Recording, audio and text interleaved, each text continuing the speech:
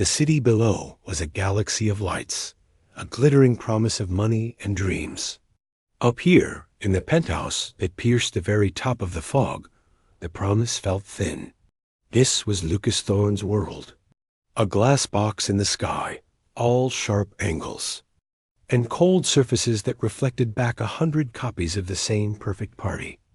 Lucas himself stood by the wall of windows, a glass of whiskey dangling from his fingers. The drink was expensive, smooth as oil, but it tasted like nothing. That was how most things tasted to him lately. He'd built his fortune on seeing things. Others missed the gap in a market, the flaw in a code, the weakness in a rival. Now, at 48, he saw everything, and it was all boring. The people in the room were what he privately called the polished. Tech founders who'd sold their first company at 25. Investors with eyes that calculated your net worth before they registered your face. Artists whose work was famous only because someone like him had decided to fund it. They laughed too loudly at each other's jokes and nodded too seriously at each other's opinions. The air hummed with a nervous energy, the sound of people trying to be important. Across the room, moving with a different kind of rhythm, was Elena Dott. She was part of the caterer's staff, dressed in the uniform. A simple black dress, crisp white apron, sensible shoes that made no sound on the polished concrete floor. While the guests swirled and clunked in dramatic gestures, Elena moved like water. She navigated the edges of the room, her tray of champagne flutes held steady, her eyes missing nothing. An empty glass needed collecting. A businessman's elbow was dangerously close to a priceless sculpture. A slight shift of her body subtly herded him away. Lucas watched her without really meaning to. It was a habit, watching systems. His party was a system, and she was a crucial, quiet part of its function. She wasn't like the other staff, who either fawned with fake smiles or moved with robotic indifference. There was a stillness to her. When she wasn't moving, she stood by the service entrance, her hands clasped in front of her, observing, not the room, not the finery, but the people. Her gaze would rest on someone's face as they told a story, and for a second, it seemed like she was listening, really listening, to the words beneath the bluster. It unnerved him, that quiet attention. In his world, attention was always a demand, a transaction. Hers felt like a gift, and he didn't know what to do with it. Boredom tightened its grip. A famous musician, a friend of a friend, was holding. Forth by the grand piano a sleek, black Steinway that was more a piece of furniture than an instrument tonight. The man was talking about the soul of jazz, but his voice was a drone. Lucas pushed off from the window and drifted over, the crowd parting for him like a sea. "Play something," Lucas said, cutting through the lecture. His voice wasn't loud, but it had a weight that silenced the immediate chatter. "That's what it's for." The musician laughed, a practiced, easy sound. "Oh, I don't know, Lucas. This is a social event. I'd need to be in the right headspace." "You're standing right next to it," Lucas said, his smile not reaching his eyes. "Consider this your headspace." There was a tense, glittering pause. The musician's smile faltered. He made a show of flexing his fingers, then sat and played a light, forgettable cocktail jazz standard. It was technically fine. It filled the air. It changed nothing. The moment the last note faded, the conversations rushed back in, louder, as if to prove the music hadn't mattered. Lucas's eyes swept the room, restless, and landed again on Elena. She was now refilling a tray of canapes. At the long dining table, her head bowed over the delicate food. Something about her focus, her separation from the noise, pricked at him. Here was a person who existed in his world but wasn't of it. She was a silent critique of everything in the room, including him. A cruel, spontaneous idea bloomed in his mind. It wasn't just boredom now. It was a need to pierce that quiet, to prove that everyone, in the end, was part of the same shallow game. He would bring the background to the foreground and watch it fumble. It would be a diversion, a little shock to the system. He walked toward the piano, his steps measured. He didn't need to raise his voice. His movement drew eyes. He stopped near the Steinway, his gaze fixed on Elena. "You," he said. The word cut through the din. A few people nearby stopped talking. Elena didn't seem to realize he was addressing her until the silence spread out from him like a ripple. She looked up, her eyes meeting his. They were a calm, deep brown and held no fear, only a wary question. "The quiet one," Lucas continued, his tone conversational, almost friendly, which made it worse. He gestured to the piano bench, still warm from the musician. "You've been watching everyone all night, very observant. This instrument," he patted the glossy black lid, "is for making music, not for holding trays. Let's see what you've observed. Entertain us?" A few stifled giggles came from a group near the bar. A woman in a silver dress covered her smile with her hand. The supervisor, a man in a too-tight tuxedo, appeared at the edge of the crowd, his face pale. He gave Elena a frantic, pleading look. "Just do it. Don't cause a scene." All the energy of the room condensed into a single point, the space between Lucas Thorne and the waitress. He saw a flicker in her eyes, then not embarrassment, but something hotter. A flash of anger, swiftly buried, then resignation. She carefully set down the tray of untouched canapes. She wiped her hands on her apron, a small, practical gesture that seemed absurdly human in the tense atmosphere. She walked toward the piano. The crowd stepped back, creating a path. The click of her sensible shoes on the floor was the only sound. She looked small and out of place, a figure from a different, simpler reality invading this glossy dream. She didn't look at Lucas again. She simply lowered herself onto the very edge of the bench, her back straight, facing the keys. She stared at them for a long moment, as if they were a problem to be solved. The guests held their breath, waiting for the first clumsy note, the inevitable crash of humiliation. Lucas folded his arms, leaning back against the mantelpiece. The smirk was back on his face. This was the break in the monotony. This would be interesting. He expected her to freeze. He expected a shaking hand to press a single key. He expected a mumbled apology and a retreat. He did not expect her to close her eyes, take a slow, deep breath that lifted her shoulders, and settled her hands gently, purposefully, on the ivory keys. Her posture changed. The slouch of service fell away. She wasn't a waitress on a piano bench anymore.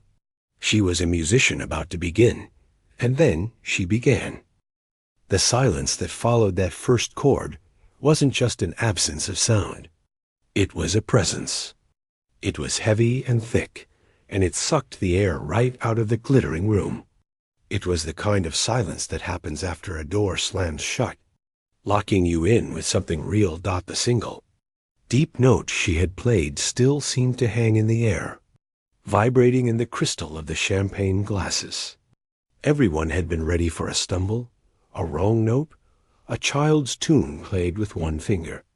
This was none of those things. This was a statement. Her eyes stayed closed. Her face, which had been a mask of quiet duty, was now a landscape of concentration. A slight furrow appeared between her brows. Her hands, which had carried trays and cleared plates, rested on the keys not with timidity, but with ownership. Then the music began in earnest. It started low and slow, a series of chords that built like a gathering storm. It wasn't a happy tune. It was complicated, full of shadows and longing.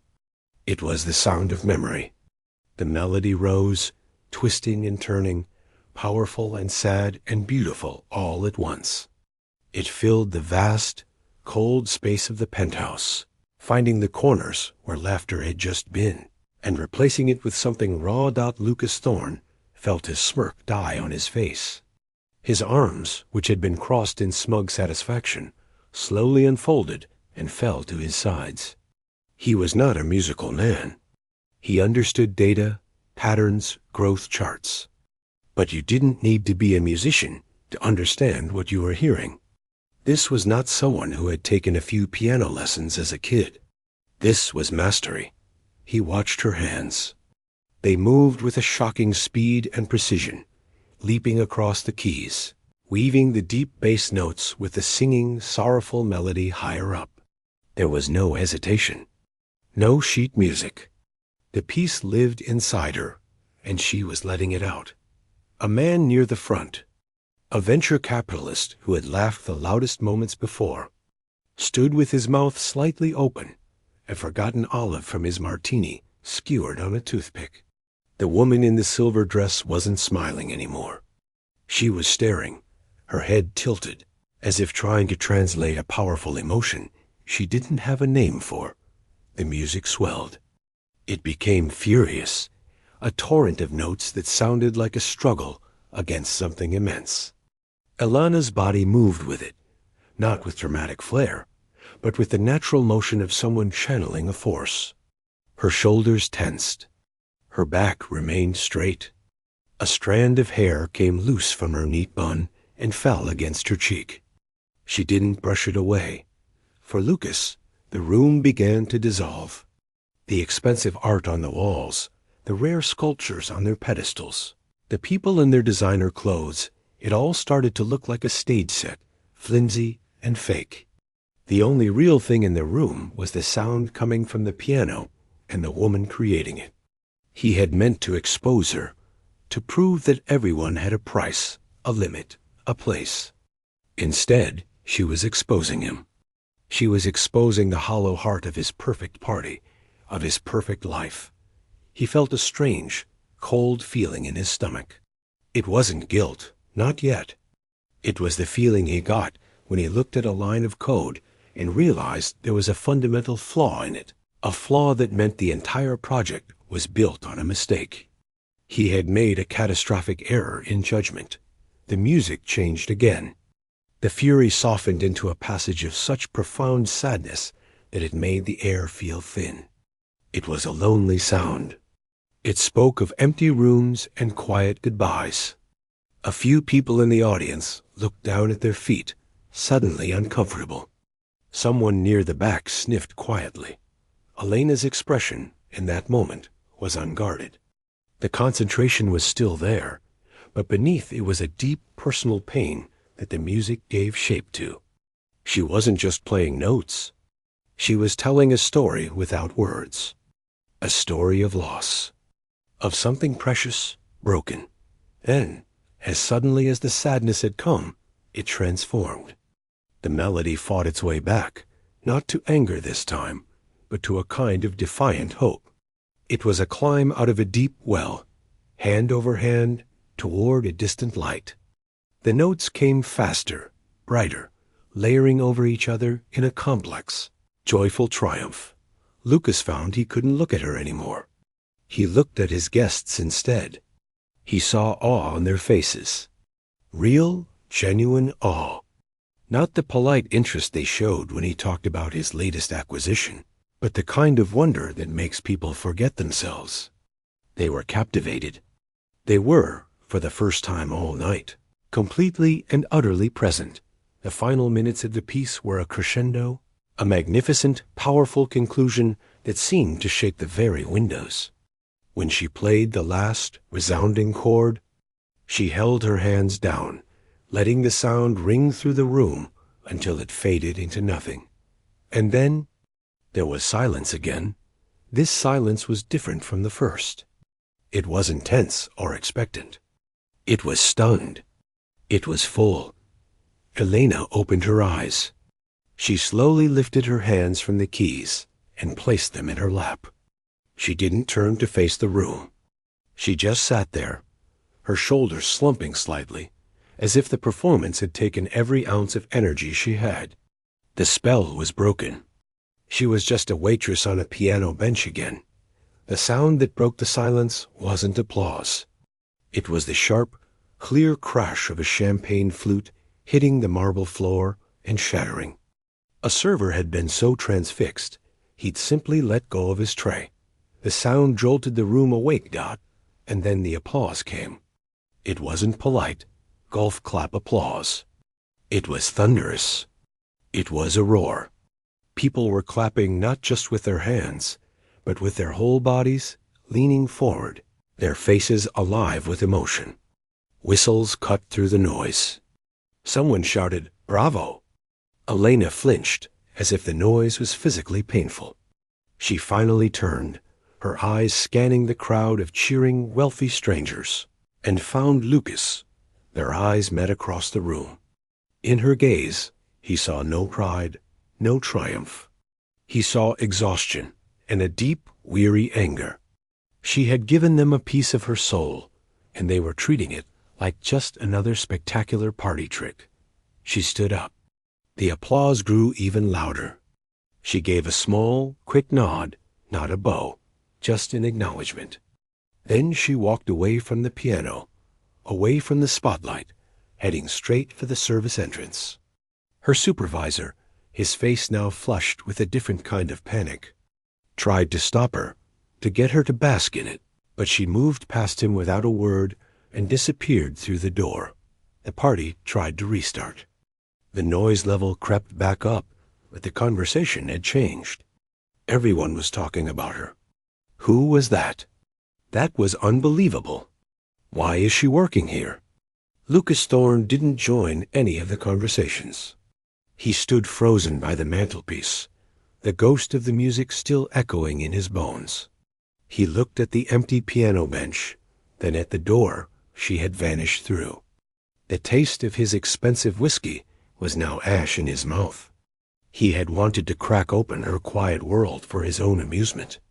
Instead, she had cracked his wide open, and he had no idea how to put it back together. For a long minute after she left, the party felt like a broken machine trying to run. The noise was there louder than before, a buzzing hive of excited talk, but it had no heart. People clustered together, their eyes wide, gesturing toward the piano as if it were now a sacred object. They weren't discussing mergers or market trends anymore. They were talking about her. Where did she learn that? I haven't heard anyone play Rachmaninoff like that outside of a concert hall. Did you see her hands? The speed. It was like she was pouring her entire life into it. The venture capitalist who dropped his olive finally closed his mouth. He turned to the man next to him, a gallery owner, and said, voice low, "I've funded 3 music startups. None of them made me feel a fraction of what that just did." Lucas Thorne heard none of it clearly. It was all a distant roar, like ocean waves from inside a sealed car. He was staring at the service door, a plain, white door that had swung shut behind her.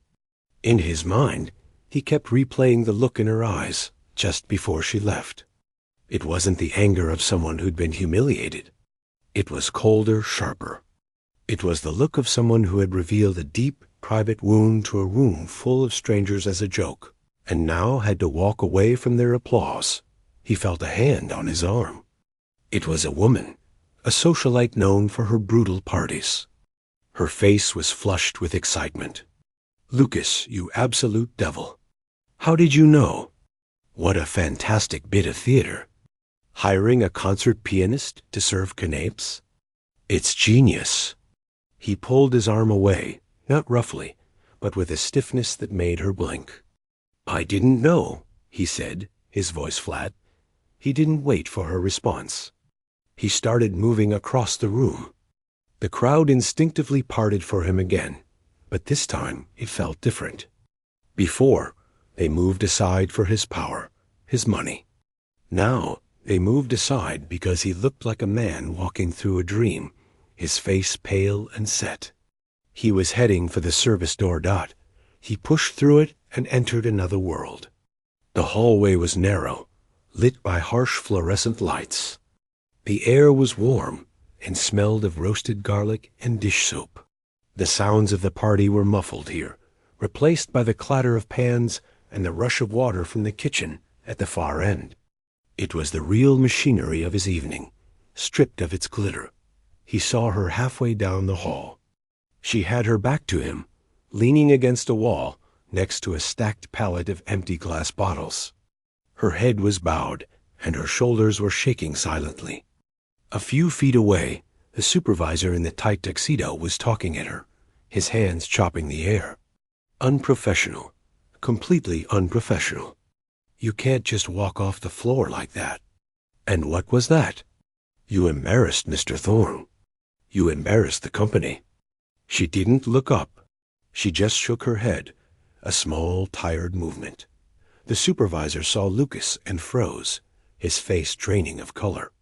Mr. Thorne, sir, I am so sorry for this. This employee will be dealt with immediately. It was completely out of line. Lucas ignored him. He kept his eyes on her. Leave us, he said to the supervisor. Not raising his voice, the man opened his mouth, thought better of it, and scurried back toward the kitchen, throwing a last, worried glance over his shoulder. They were alone in the buzzing, ugly light of the hallway. Lucas didn't know what to say. Thank you, felt insulting. I'm sorry, felt pathetic. He just stood there, a man in a $10,000 suit in a service corner, watching a waitress try to pull herself together. She finally straightened up and turned to face him. She wiped her cheeks quickly with the heels of her hands. Her eyes were red, but they were dry now, and they met his with a directness that was unnerving. That piece, he began, his voice strangely rough. It wasn't a party trick. No, she said. Her voice was quiet but clear.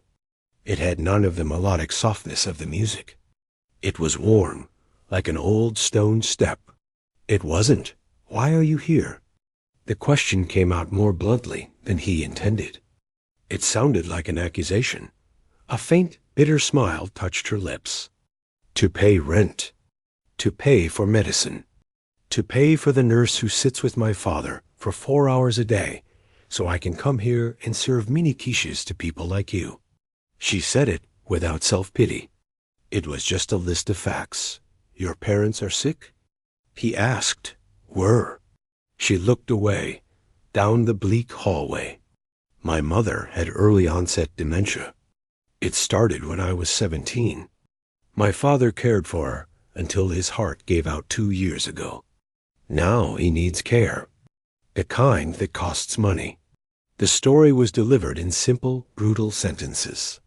Each one was like a rock dropped into the still pool of Lucas's understanding. He pieced it together. The prodigy. The promising future. The slow, grinding halt. You studied, he stated. At Juilliard, pre-college, I had a full scholarship for the full program. I was supposed to start the year she got her diagnosis. She leaned her head back against the wall, closing her eyes. You don't get practice time when you're working 2 jobs and trying to run a household. You forget pieces. Your technique gets rusty. The world you were supposed to belong to just moves on. The word Juilliard landed in Lucas's gut with a physical weight. He knew its value, its prestige. It was a brand, a top-tier institution.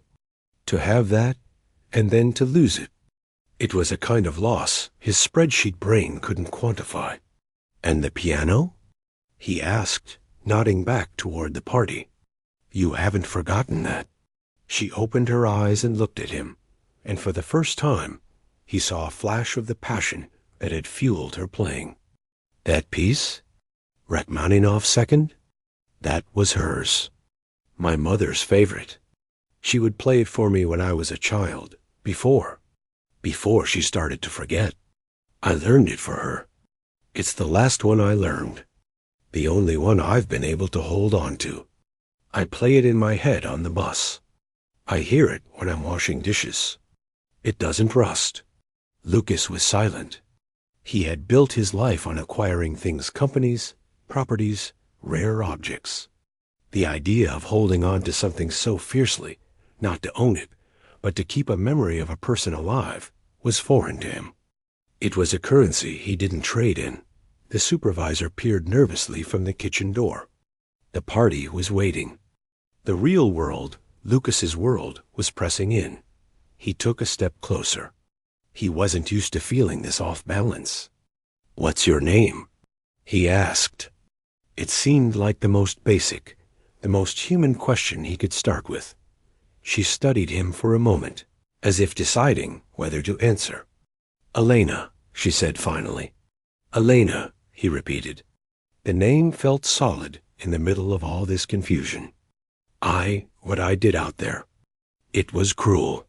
She didn't contradict him. She just waited. He searched for a solution. His mind, trained for rapid deals and complex negotiations, seized on the most straightforward path. "Let me help. With your father's care. With things." Her expression closed off immediately. The wary look was back. "I don't want your charity, Mr. Thorne." "It's not charity," he said quickly, though he wasn't sure what else to call it. "It's restitution. A grant." She shook her head. "You think you can write a check and make this go away? You think a wire transfer will make what you did, okay? You wanted to embarrass the help. You succeeded. Now you have to live with it. I do, every day." She pushed herself off the wall. "I need to get back to work. I have tables to clear." She walked past him, back toward the kitchen, leaving him alone in the fluorescent glare. He heard the supervisor's voice start up again, quieter now, chastened. Lucas didn't move. He stood in the service hallway, the sounds of the real work of the evening going on around him.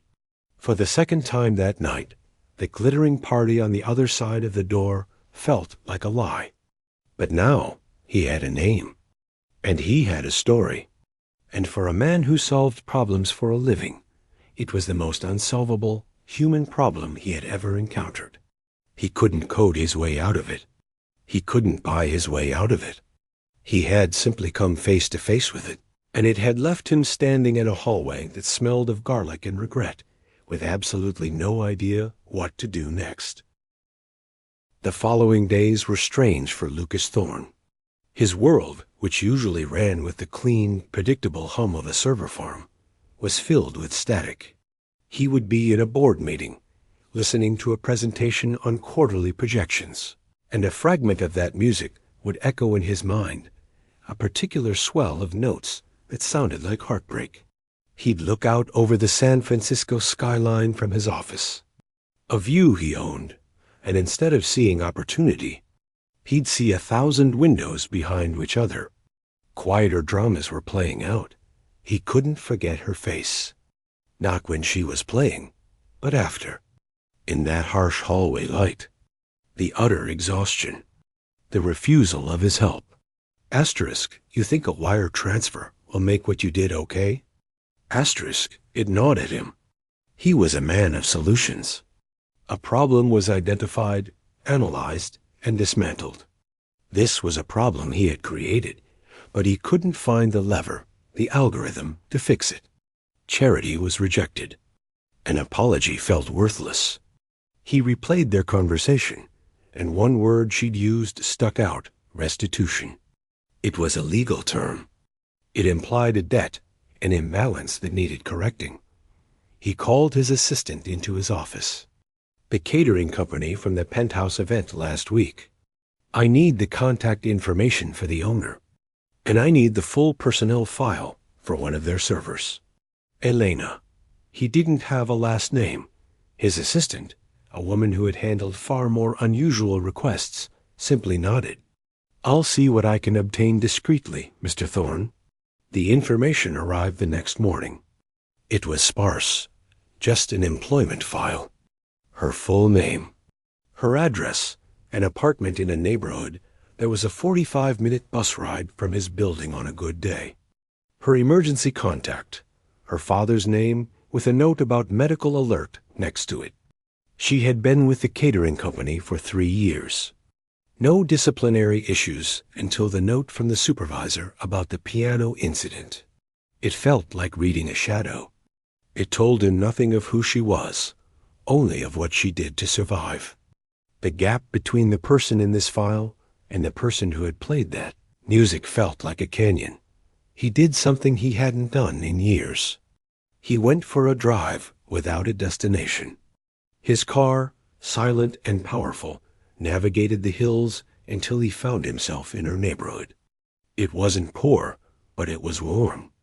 Buildings with tired paint, families carrying groceries, the distant sound of a lawnmower. He parked a block down from her apartment building, a modest 3-story stucco box. He didn't get out. He just sat, watching. He saw her come out. She was dressed in jeans and a simple sweater, pulling a small wheeled cart for groceries. She looked younger like this, but no less weary. She walked with purpose, her head down. He watched her go into a small market and come out 20 minutes later, the cart heavier. The normalcy of it, the sheer mundanity, hit him harder than the music had. This was her life. This was the cost of that music. He drove back to his office, a plan beginning to form in his mind. It wasn't based on pity. It was based on something closer to his own language. Value. She had value. Immense unrecognized value. The system had failed to capture it. He could build a new system. A week after the party, a formal letter arrived at Elena's apartment, followed by a phone call to her personal number from a very polite, very persistent woman who identified herself as Mr. Thorne's executive assistant. He was requesting a meeting. It was not about a job.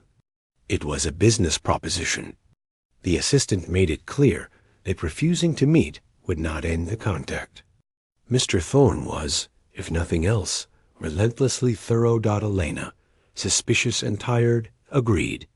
She had no desire to see him again, but a part of her, the part that was always calculating how to pay the next bill, couldn't afford to ignore it outright.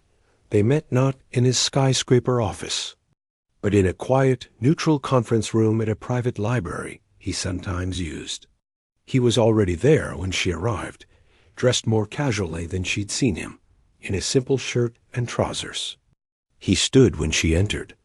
"Thank you for coming," he said. No smile. Just a nod. She sat down, keeping her worn backpack on her lap like a shield. He didn't waste time. "I was wrong. What I did was small and cruel. An apology from me doesn't mean anything, so I'm not going to offer one." She blinked, thrown by his directness. "I've been thinking about what you said. About restitution. I don't believe in charity. I believe in investment, in finding value where others miss it." He slid a simple folder across the table to her. "I am establishing a private foundation. Its purpose is to provide support for artists, musicians, painters, writers whose careers have been derailed by family medical crises. Not scholarships for kids. Help for adults who had to stop, who have the talent but not the means to restart." Elena didn't open the folder. She just watched him. "The foundation needs 2 things," he continued. "It needs funding, which I will provide. And it needs an artistic director, someone who can identify real talent, who understands the practical obstacles, who isn't swayed by hype, someone who has lived it." He paused. "I'm offering you the position." She finally spoke, her voice quiet. "I'm a waitress, not a foundation director.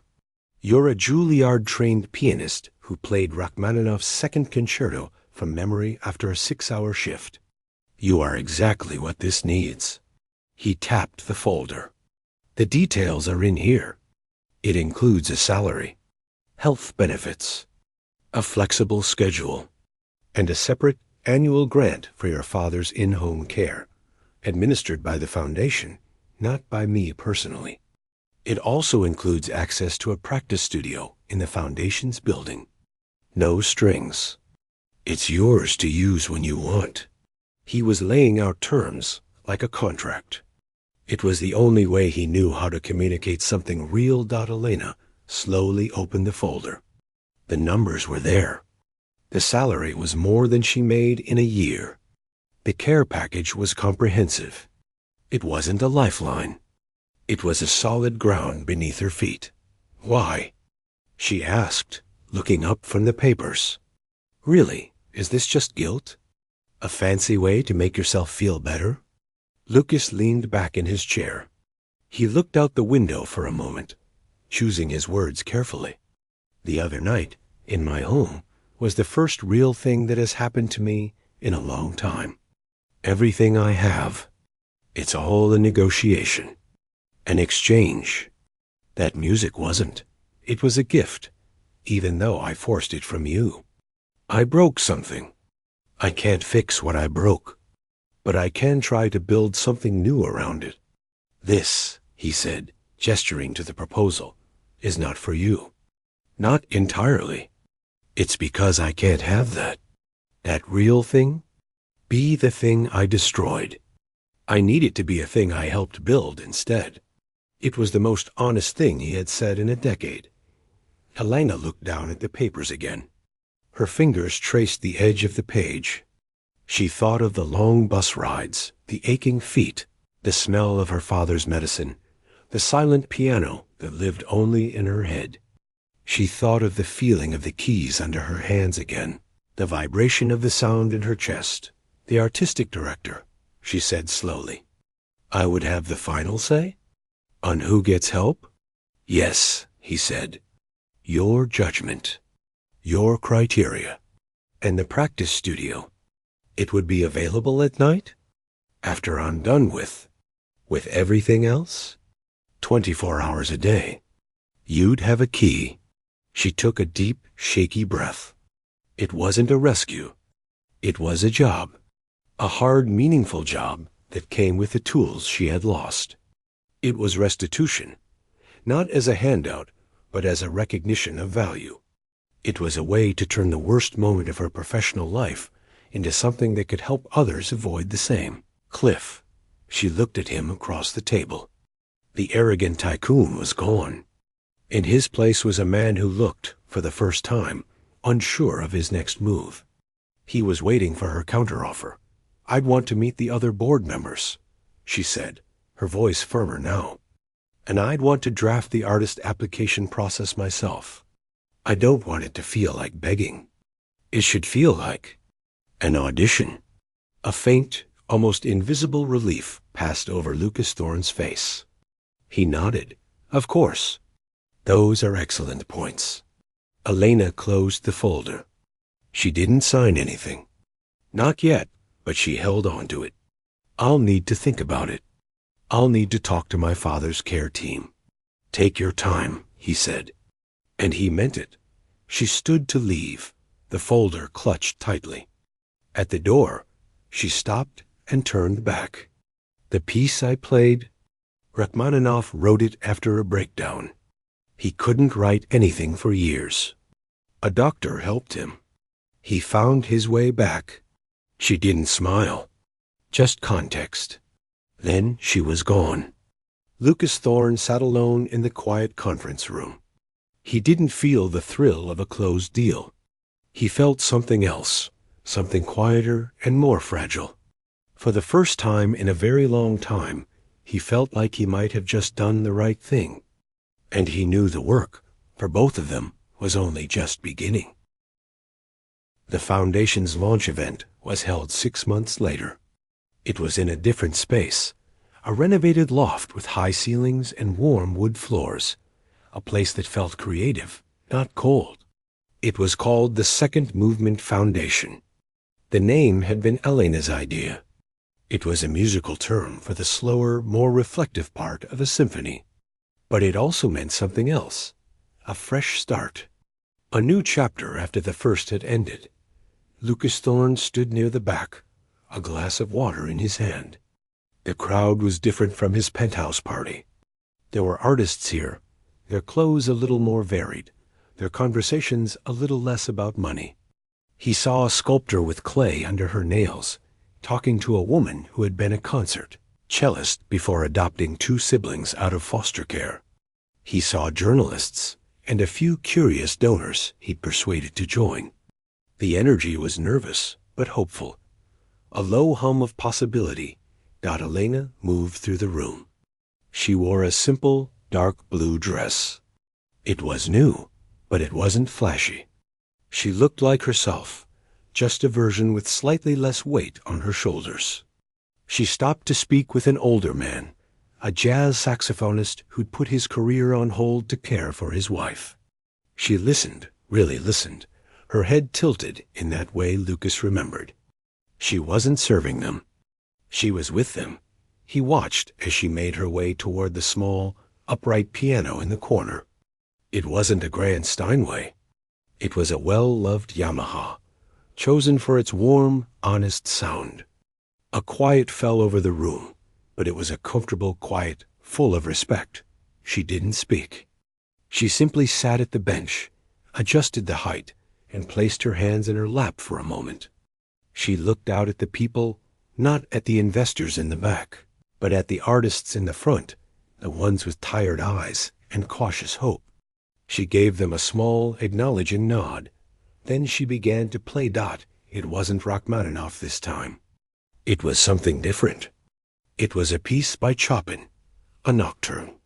It was quieter, more intimate. It flowed like a gentle, persistent stream. It was music for healing, not for storms. She played without the fierce intensity of that night at the Penthouse. This was softer, more reflective. It was the sound of someone finding their way back to a familiar room after a long, difficult journey. Lucas closed his eyes. He let the music wash over him. He didn't analyze it. He just listened. He thought about the last 6 months. It had not been simple. Elena had taken the job, but on her terms. She had been a tough, exacting artistic director.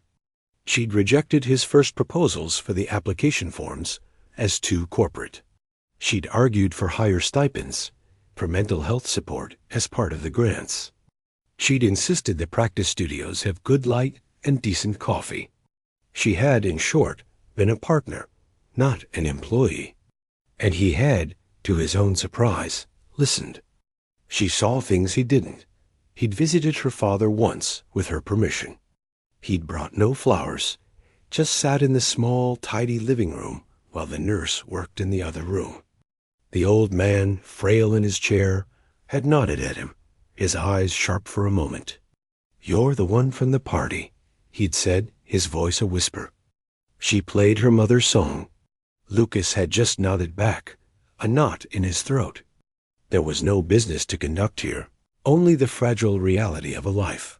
The Chopin nocturne came to its gentle, resolving end. The applause was warm, sustained. Elena stood, and this time she gave a proper, small bow, not to the room, but to the piano itself, a thanks to the instrument. Then she walked over to a microphone that had been set up. "Thank you," she said, her voice clear in the quiet. "This space, this foundation, it's not a gift. It's a tool. For all of us. My job is just to make sure it gets into the right hands." She paused, looking at the faces before her. The first grant recipients were chosen this week. We'll be announcing them soon. But tonight isn't about that. Tonight is just about being here, together. She stepped away from the mic, and the soft buzz of conversation started again. Warmer now. She found Lucas at the back. He hadn't moved. "You played differently," he said. "It's a different room," she replied. "A different reason." He nodded. He looked around. It works. It feels real." "It is real," she said. "The bills are real. The applications are real. The disappointment when we have to say no will be real, too." "I know," he said. And he did. For the first time, a project of his wasn't about an exit strategy or a percentage of growth. It was about the messy, unpredictable business of human lives. It was harder. It was better. "I've been using the studio," she said after a moment, her voice dropping slightly. "At night, I'm relearning things. It's slow. My fingers remember, but they get stiff. It's frustrating. He heard the unspoken thing in her words. It wasn't a complaint. It was a sharing. It was a report from the front lines of the very thing they were trying to support. Is it worth it? He asked. The frustration? She met his gaze. For a second, he saw the flash of the woman who had channeled a storm through a piano. When it comes back? A phrase, a movement I thought I'd lost. It's like finding a piece of myself I buried. Yes, it's worth it. A young woman, a painter whose hands were stained with ink, approached Elena shyly, holding out a brochure. Elena turned to her, her focus complete and immediate. Lucas watched as she listened to the painter's quick, nervous explanation. He finished his water and set the glass down. His work here, for tonight, was done. He wasn't the host. He was just the funder, the man in the back. It was a new and not unpleasant feeling. He slipped out of the loft without saying goodbye. The night air was cool. He stood on the sidewalk, looking up at the windows of the building, glowing with light and sound. From inside, he heard the saxophonist begin to play a slow, sweet melody, hesitant at first, then growing stronger. Lucas started walking.